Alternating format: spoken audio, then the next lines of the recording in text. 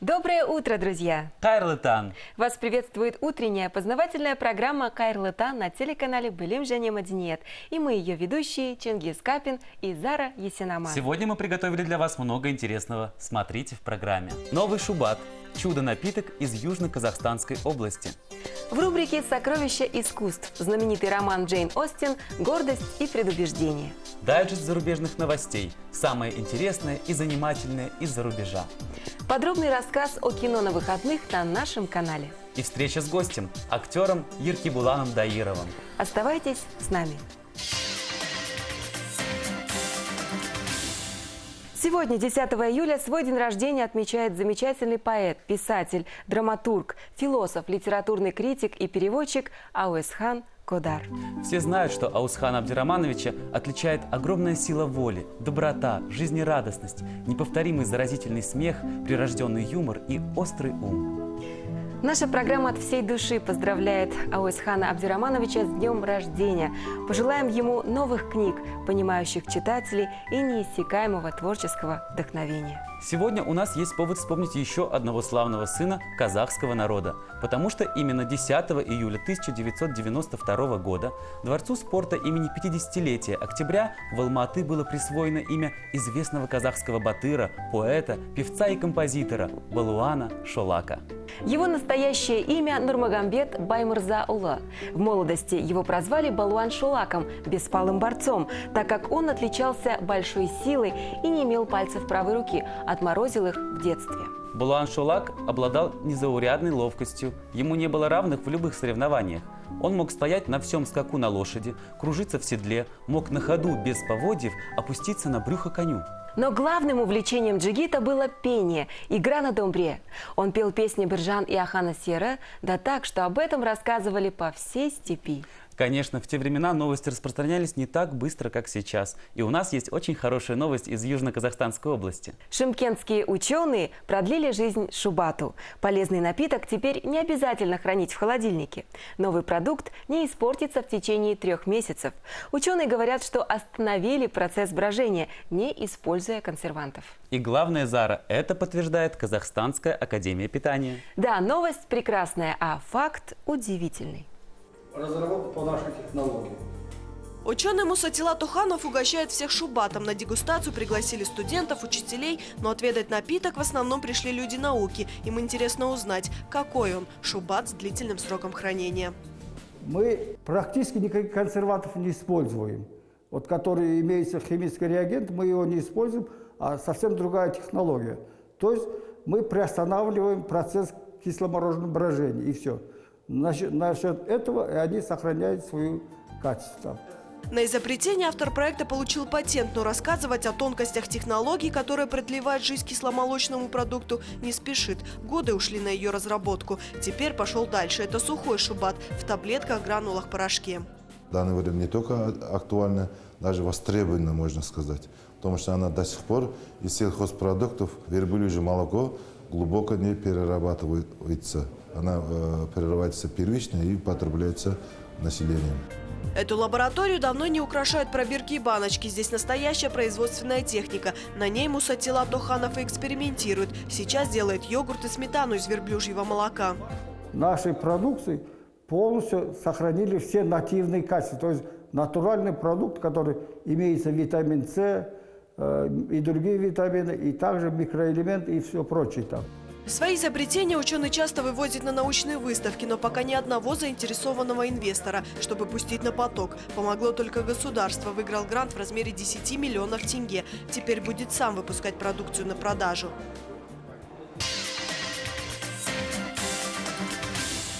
С вами утренняя познавательная программа «Хайрлы таң» на канале «Білім және мәдениет». Сегодня, 10 июля, исполнилось 185 лет со дня рождения французского художника-импрессиониста Камиля Писаро. Зара, какая из его картин твоя самая любимая? Ну, конечно, бульвар Монмартр. После полудня, солнечно. И моя тоже бульвар Монмартр, но только в дождливую погоду.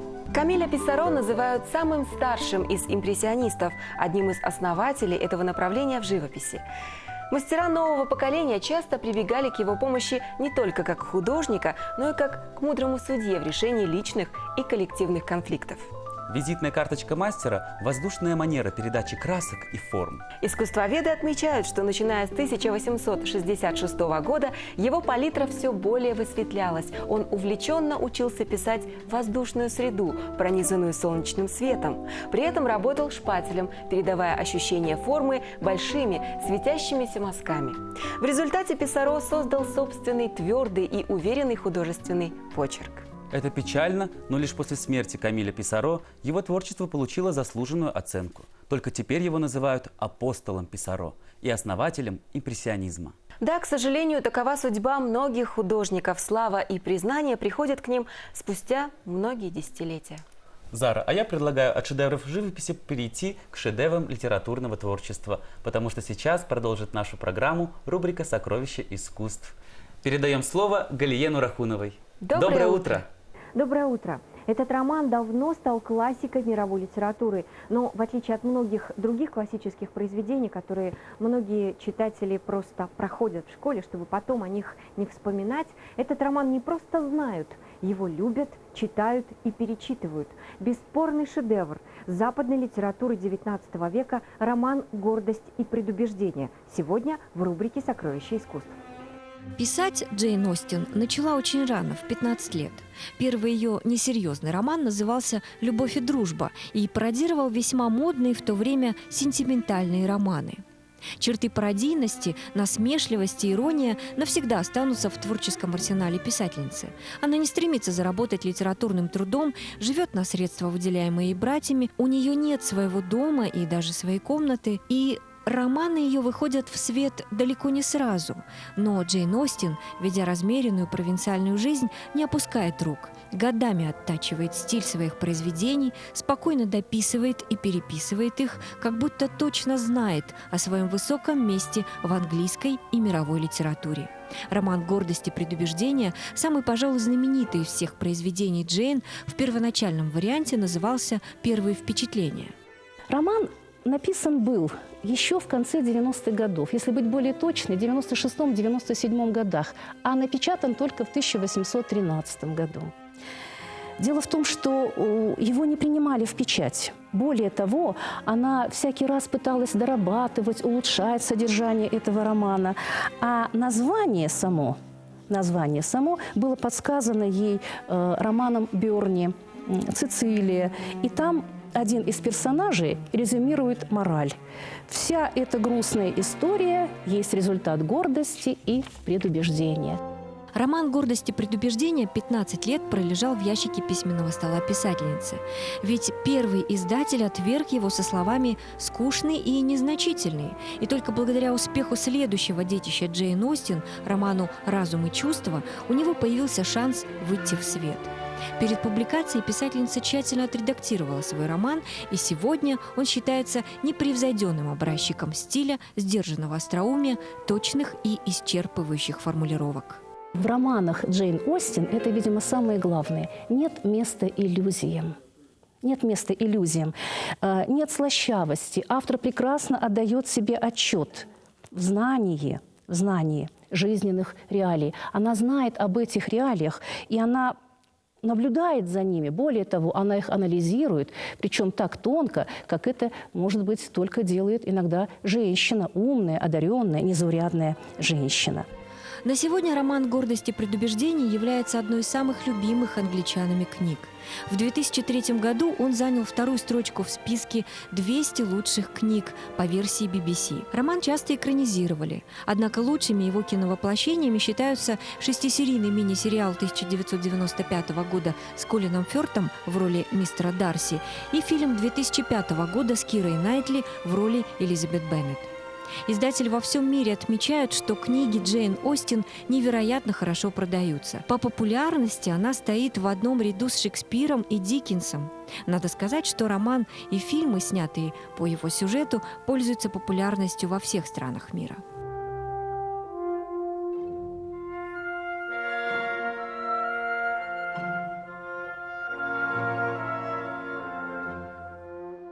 Джейн Остин совершила революцию в повествовательном искусстве, утвердив за романом его главенствующую в литературе роль и доказав, что женщина имеет право на творчество. С вами была рубрика «Сокровища искусств». Хорошего дня! Спасибо, Галия. Чингис, кстати, а ты знаешь, что во времена Джейн Остин романы как таковые не пользовались большим уважением читателей. Скорее, это был развлекательный жанр. И уж, конечно, писание романов не считалось достойным занятием для женщины. Возможно, поэтому книги Джейн Остин при жизни автора никогда не выходили под ее именем. Роман «Разум и чувства» вышел с пометкой на титульном листе «Сочинение одной дамы». Остальные выходили с заголовками от автора романов «Разум и чувства», «Гордость и предубеждение», ну и так далее. Родственники, которые буквально зачитывались этими книгами, часто даже не подозревали, кто же их написал. А меня удивляет, как авторы женщины мирились с этим. Как же слава и признание читателей? Чингис, вероятно, для них это было не главное, а слава к Джейн Остин все же пришла.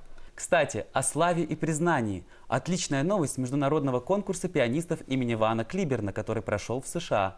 Победителем конкурса стал наш Алим Бисимбаев. 17-летний музыкант занял первое место и завоевал приз в $10 000. В финале пианист исполнил концерт для фортепиано с оркестром номер 1 Петра Ильича Чайковского.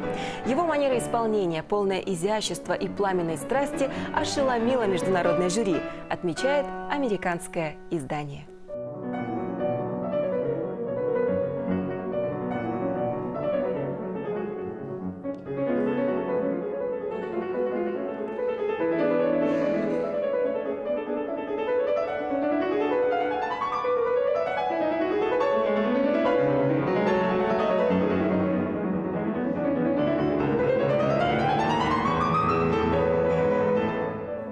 Тему хороших новостей продолжит дайджест зарубежных событий. Воздушные гимнасты спускаются из-под потолка на огромной люстре прямо в зрительный зал, который превращен в парижский ночной клуб 20-х годов прошлого века. Театр с погружением заставляет аудиторию почувствовать себя внутри спектакля и расширяет границы постановки. Я думаю, люди любят общаться и взаимодействовать. И вот вы смотрите на сцену, а там очень красивые декорации. И вам хочется оказаться внутри. В театре с погружением вы можете переступить порог вымышленного мира. И это очень захватывает. Идея в том, что актер может напрямую обращаться к зрителю, даже дотрагиваться до него, взять человека за руку и выслушать его. Это оставляет неизгладимое впечатление. Сами актеры говорят, что каждое выступление немного отличается от предыдущего, и исполнитель может постоянно совершенствовать свою роль. Правда, как говорят участники спектаклей, для актера это может быть более сложным испытанием, чем выступление в классическом театре, поскольку далеко не все зрители чувствуют себя свободно внутри постановки. Некоторые люди очень открыты, они готовы следовать за актером куда угодно, но есть и такие, которые сомневаются. И для меня, как для исполнителя, главное – это дать что-то каждому из зрителей. За основу интерактивных спектаклей берутся обычные пьесы, от бродвейских мюзиклов до произведений Шекспира, но их переделывают так, чтобы зрители могли свободно перемещаться и поочередно наблюдать разные части представления. По мнению продюсеров, шоу такого рода дает аудитории более глубокие эмоции, чем классический театр, и в будущем популярность подобных спектаклей будет только расти.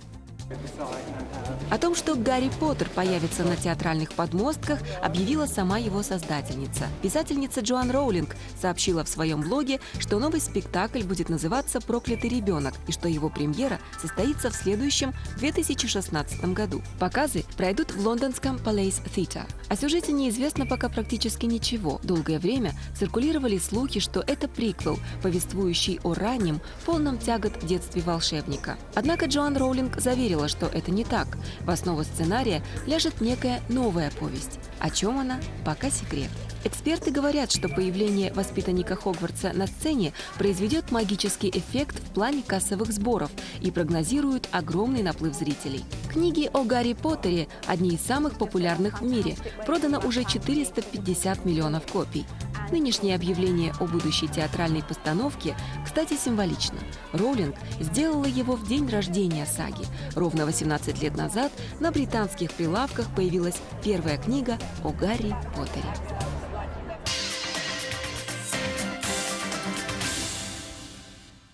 Друзья, вы смотрите канал «Белим Жени Мадинет». С вами утренняя познавательная программа «Кайрлы Тан». А у нас в гостях актер театра и кино Еркебулан Даиров. Доброе утро, Еркебулан. Доброе утро.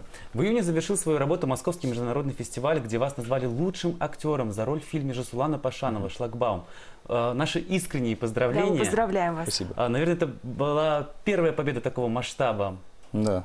Были ли вы там на фестивале? Расскажите. Нет, я там не был. Там режиссер и продюсер Жасулан с Оскаром ездили туда. И вот, если честно, все это как-то получилось неожиданно. И, конечно, это достижение нашей группы съемочной. И, конечно же, Жасулана Пашанова. Это его заслуга. И мои поздравления.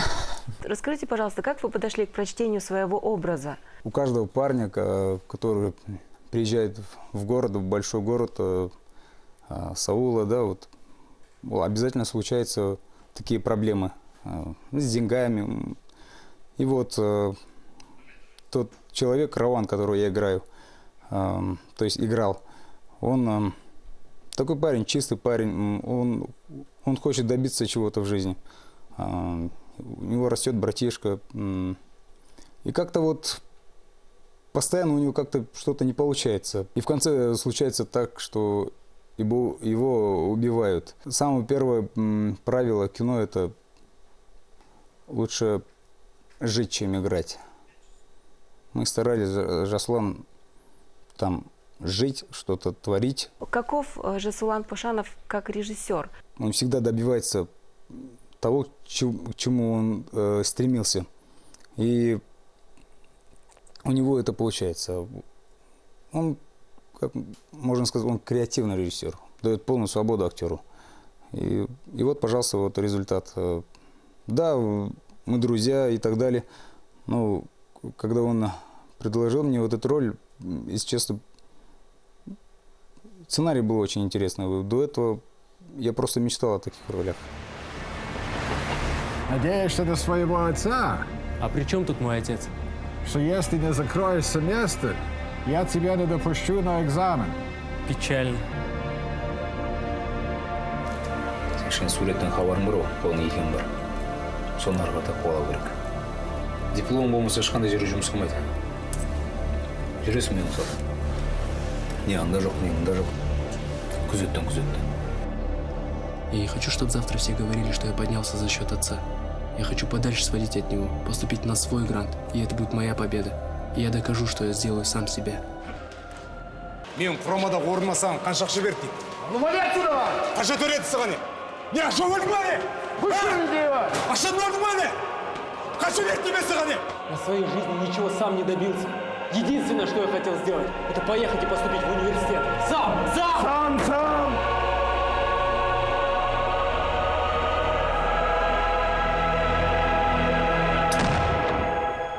Еркебулан, расскажите о движении «Партизанское кино». Поддерживаете ли вы его?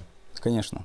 То, что меня радует в данный момент, в данное время у нас в Казахстане вот этот киномир развивается.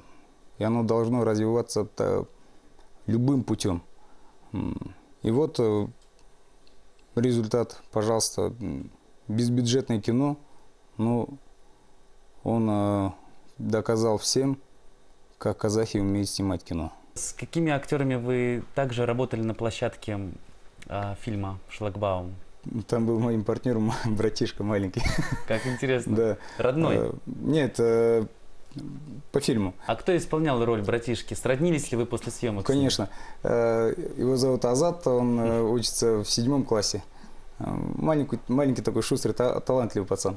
Ждем с нетерпением. Да, с большим нетерпением ждем выхода ленты на большой экран. Ну а сейчас давайте прервем нашу беседу буквально на несколько минут. Давайте узнаем, что можно посмотреть на любимом канале в ближайшие выходные. В субботу днем на нашем телеканале экранизация популярной современной оперетты Рауфа Гаджиева «Ромео, мой сосед». В центре фильма молодой бакинский инженер Ариф Кулиев и студентка Нона Богданова. Они случайно познакомились на перроне вокзала и полюбили друг друга. Молодые договорились о свидании в Баку, еще не зная, что их родителям дали новые квартиры в одном доме. Эта картина была снята на студии «Азербайджан-фильм» корифеем азербайджанской кинематографии Шамилем Махмудбековым. В фильме звучат песни в исполнении неповторимого Рашида Бейбутова. Если вы любите шутку, музыку, песни, то этот шедевр азербайджанской национальной культуры именно для вас.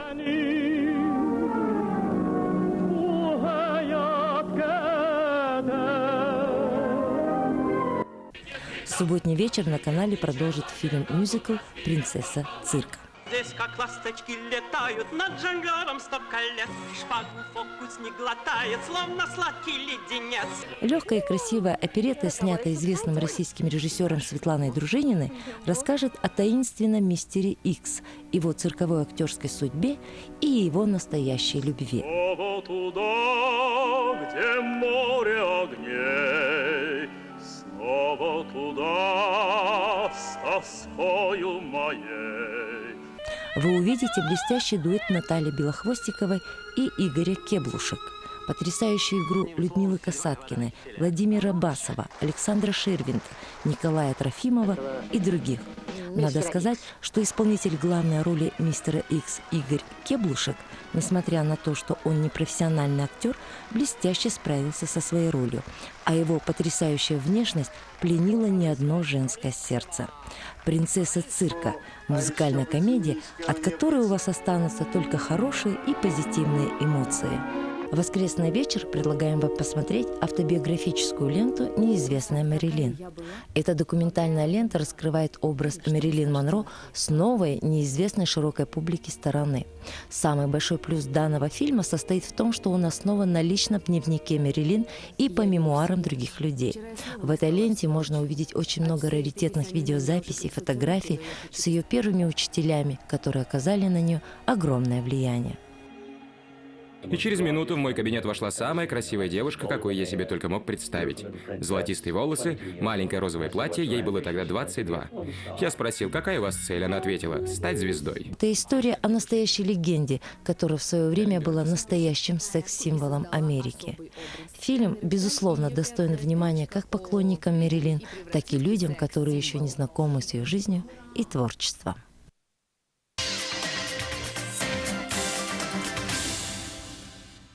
Вот такие фильмы вы сможете посмотреть на нашем канале в ближайшие выходные. И, кстати, сегодня в 21:00 не пропустите ток-шоу «Золотая середина», в котором соберутся самые умные люди страны, чтобы ответить на вопрос, кто они, современные интеллектуалы, книжные снобы или надежда и будущее страны.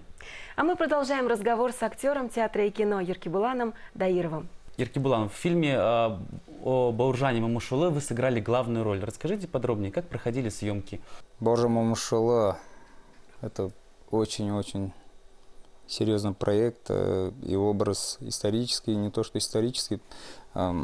Есть те люди, которые его видели, знают очень хорошо, даже можно сказать.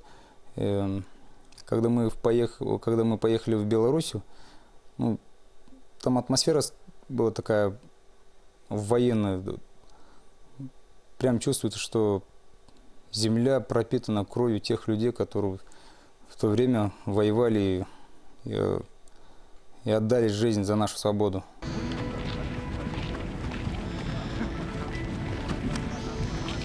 Помните генерал Страх?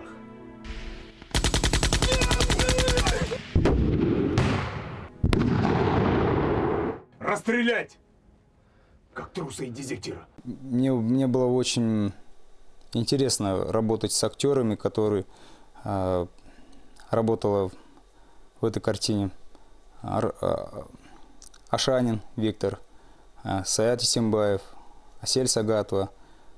Очень талантливые люди. И Аханага Сатаев, режиссер фильма. Он сейчас действующий, можно сказать, №1 режиссер, казахстанский режиссер. И Бауыржан Момышула,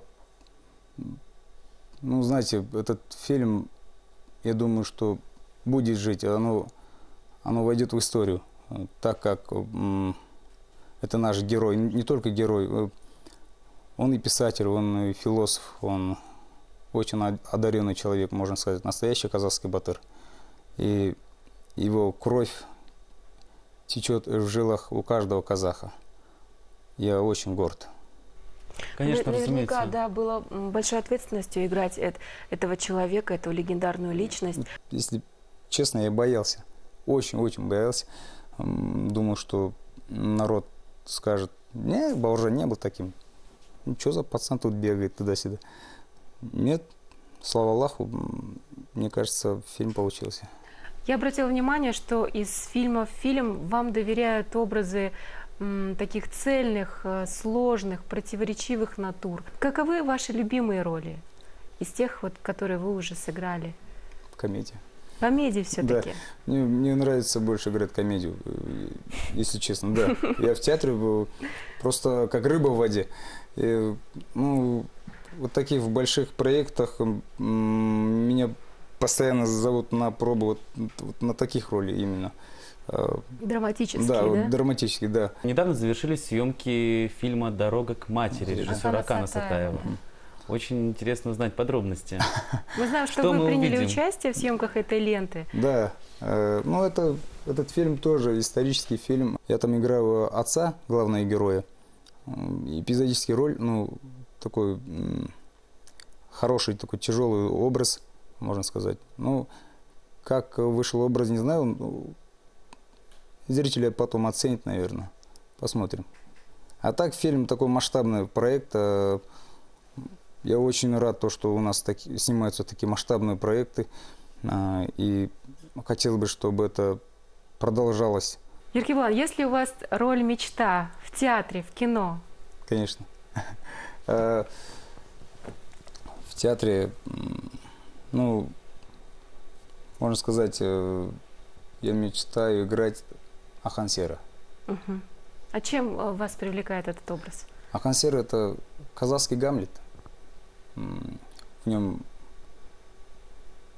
очень много трагедий и в то же время много любви, мелодий. Еркебулан, мне кажется, что вы являетесь сейчас достойным примером для подражания многим начинающим актерам.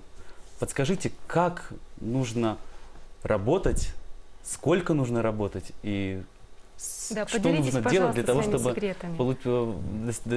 получать такие награды? Кажется, вы меня перехвалили. Я не знаю. Просто надо работать, и все. И у меня есть тоже примеры свои. Актеры, которые мне нравятся, можно сказать. Кумиры. Кумиры, да. Это в театре Асанали Аға Ашимов, Мирлан Біләл, Тулы Ақмолда, Азамат Сатыбалдин, Бекжан Аға Тұрыс. А в кино Берік Айтшанов.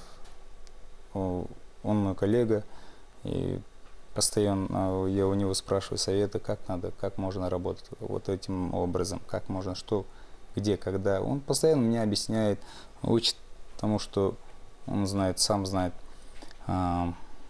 Это заслуга не одного человека, и это заслуга его, тех людей, которые его окружают.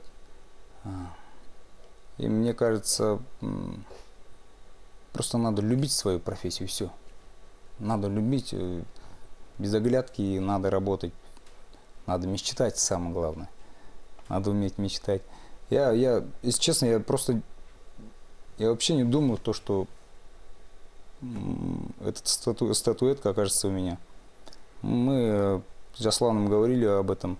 Он говорил, самое главное участие. Не обязательно там что-то там взять, победить, побеждать. Самое главное участие. И вот, пожалуйста, результат. Жаслан тот человек, который умеет мечтать и работать. Еркебулан, в завершении нашей беседы мы с Чингизом желаем вам еще очень много интересных, ярких ролей, в которых вы могли бы в полной мере воплотить свое актерское дарование. Еще раз позвольте поздравить вас с победой на Московском международном кинофестивале. Будем рады видеть ваши новые картины. Новых побед этому фильму и на других фестивалях, Конечно. которые обязательно скоро он посетит. Спасибо вам огромное за это вам утро и большое. за встречу. Спасибо. Друзья, еще раз напоминаем, что сегодня гостем программы «Хайырлы таң» был Еркебулан Даиров, актер театра и кино, победитель в номинации «Лучшая мужская роль» прошедшего Московского международного кинофестиваля. А мы желаем вам приятных выходных. Увидимся в понедельник на канале Бөлім және Мәдениет. Доброго утра и хорошего дня!